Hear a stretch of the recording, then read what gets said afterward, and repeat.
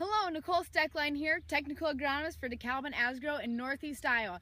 It's June 1st and the weather is beautiful, so we've got a lot of spraying going on and side dress starting. So we decided that instead of pulling you guys out of the fields during this window, we go ahead and give you a spring update through video so you guys can watch it at your leisure and continue working. So let's just get to the meat of it and start talking about corn.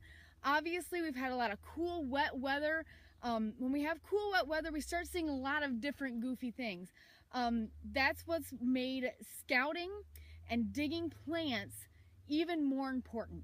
So when it comes to some of those goofy, weird things, something that I've been seeing is increased millipede, seed corn maggot, and wireworm injury to plants.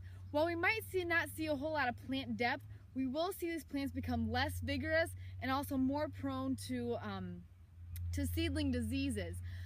They're less vigorous just because we don't see much of a switch over to that nodal root system until about V4. So until that point, they're really dependent on the seminal, radical root systems and the seed for a lot of their energy. And if we've got feeding in that areas, we aren't going to be able to move resources to the rest of the plant.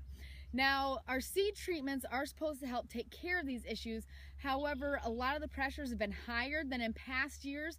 And with a lot of the increased rain and very saturated soil conditions, some of that seed treatment has become diluted, and so it hasn't been as effective against these pests. Black cutworm and armyworm. We saw very heavy moth flights through the month of April, and our projected cutting date was May 10th. While that was pushed off a little bit because of our lack of accumulated GDUs, we are starting to see some damage, and it's very early. So far, I'm just starting to see very small armyworms. As far as the black cutworm goes, I would concentrate my scouting efforts to areas that had cover crops on it before, as well as bean stubble.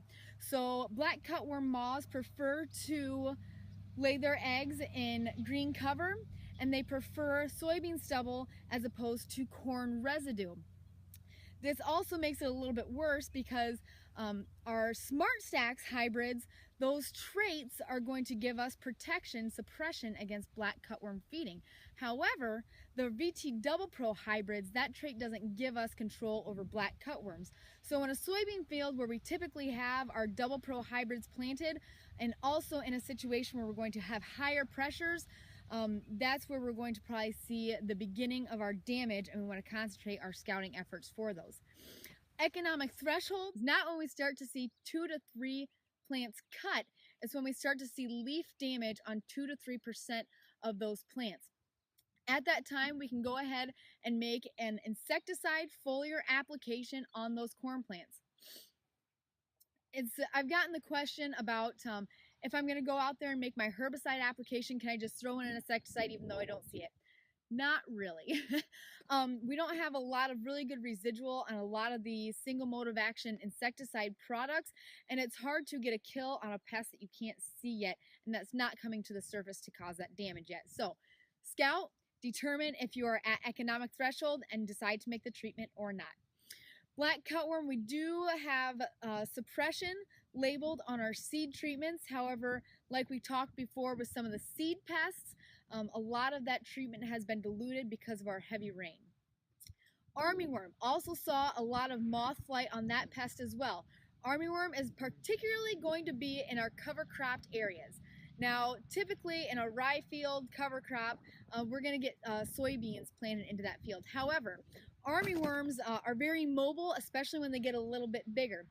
We've been starting to see very small armyworm and a little bit of pressure to the point of treatment in Northeast Iowa to date. So my suggestion would be to find those fields that have corn planted into cover crop, and then also corn that has been planted adjacent to a soybean field that was in cover crop. Because armyworm get together and they march. So after they get done eating some of that cover crop, and once that starts drying up, they'll march to a green grass crop such as corn. So cool, wet soil conditions and a lack of sunshine is not only a favorite of seedling pests, but also seedling diseases. Particularly when you get a plant that's sitting there and not growing, do we get seedling diseases inoculated into that crop. So particularly when we've got a lot of free water in the soil, a lot of saturated soils, we're going to see a lot of pythium. So pythium is a little bit different fungal pathogen from others, where it has a flagellum and it needs free water, and it will swim from plant to plant to infect our corn stand. While we do have seed treatments and we are labeled for suppression and control of these seedling diseases, as we said before with the insects, more rain, more soil saturation, the more diluted that seed treatment becomes. Also, with the increased pest pressure, we are increasing the chances that we will have that fungal inoculant get into the plant. To check for seedling diseases, we're going to want to just pull it up. Once again, digging is very important, and check for the health of that mesocotyl, the part of the plant that is between the seed and the initiation point of the nodal root system. If the plant is very small and we start seeing these seedling diseases, it's very likely that we could lose that plant. It's not able to move nutrients from the root systems that is currently using, the seminal and radical root system, as well as food reserves from the seed. But as we get to V4 and larger, it's less likely that we'll lose that plant to diseases, just because we're able to use the nodal root system, which is not dependent on the mesocotyl to move nutrients, as well as our plant is more efficient on making photosynthase itself since it has more leaves. Also, when thinking about soybean diseases, looking to the future is sudden death syndrome. So cool, wet soil conditions and compacted soil, the pathogen that causes sudden death infects right during this time of the year, between emergence and V3 on that plant. So I think that we're going to see a lot of value from our Levo seed treatment this year. We have seen a lot of hail-producing storms this year and have noticed symptoms that have been left on our crops. So let's break it down, starting with corn. The growing point is below ground until V6. So what that means is, if we've experienced hail at this point, or at this stage in the game, the damage is going to be very minimal and not really warrant that replant. However, if there is a lot of like leaf damage or tattering going on, it will weaken the plant and make it more susceptible for the diseases, which will increase the benefit from an early season fungicide application. Assessing hail damage in soybeans is critical to determine potential replant situations. The growing point for soybeans is above ground, which what we will see for hail will be damage like bruising, loss of cotyledons, and damage to the growing point. Loss of cotyledons can result in 3 to 7% yield loss, but will not cause stand reduction. Following a hail event, it is important to give the crop some time to recover before we assess whether or not we want to replant. While the plant can survive a loss of cotyledons, damage to the growing point will most likely result in plant death. Fields with less than 90,000 viable plants should be considered for a replant. Here I have a GDU accumulation map. So you can see each day it shows on the bar how many growing degrees were gained on a certain day, and then the line is showing us the overall accumulation throughout the season to this date. You can see that around that middle of April, that April 23rd to 25th, and the week after that, we essentially accumulated no growing degrees. To get a corn plant emerged to the surface, it takes between 90 and 120 GDUs. So if you're going to talk to a grower about maybe why we're having issues with some of these pests or why we're having issues with certain seedling diseases, it's A, because of the higher pressures that we have because the conditions are right for the disease, and B, because the conditions are right to slow the growth of that plant down and keep it in the ground beneath the soil surface longer. Stand counts have been really important this year just because of all of the emergence issues that we have been experiencing.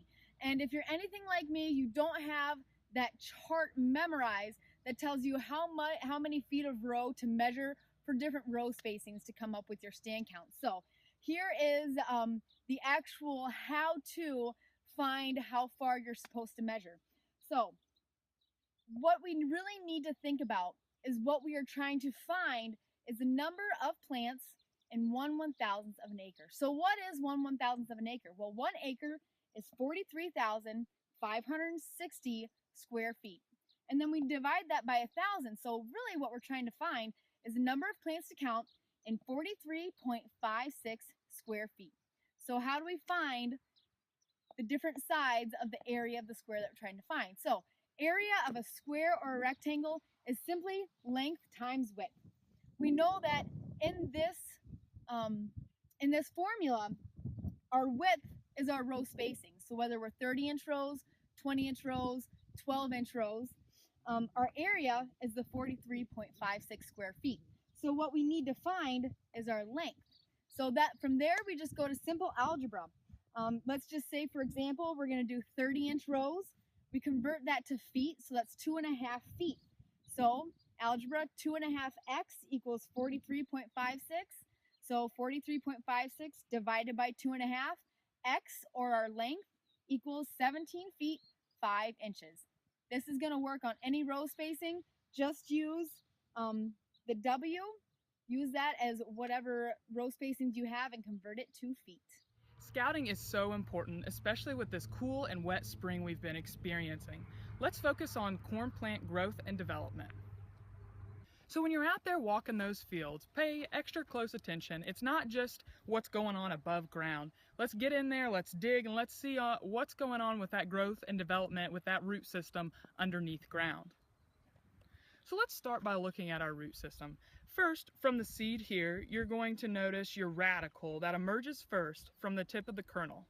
And then you're going to see your seminal root system begin to grow, which is that initial anchor for the plant and supplies it with water uptake and nutrients until its nodule root system can develop, which, if you can see right here above the metacausal, right at that crown point, that's where those nodule roots are going to develop from individual nodes right above the mesocaudal there. And those are your primary roots for growth of water uptake and nutrient uptake that go on throughout the season. So before we start to develop these nodule roots, the mesocaudal is what is very important, because that's how the health and the nutrients and things move from the uptake of this root system up into the plant. So it's very important to take a special look at what this metacausal looks like. If it's nice and healthy, a white tint to it, very vibrant.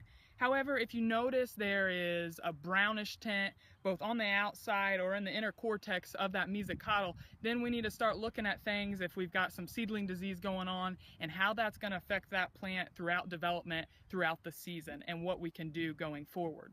So aside from the mesocaudal utilizing its ability to move the nutrients from the primary root systems to the plant, we can also utilize the metacausal to help us determine plant depth.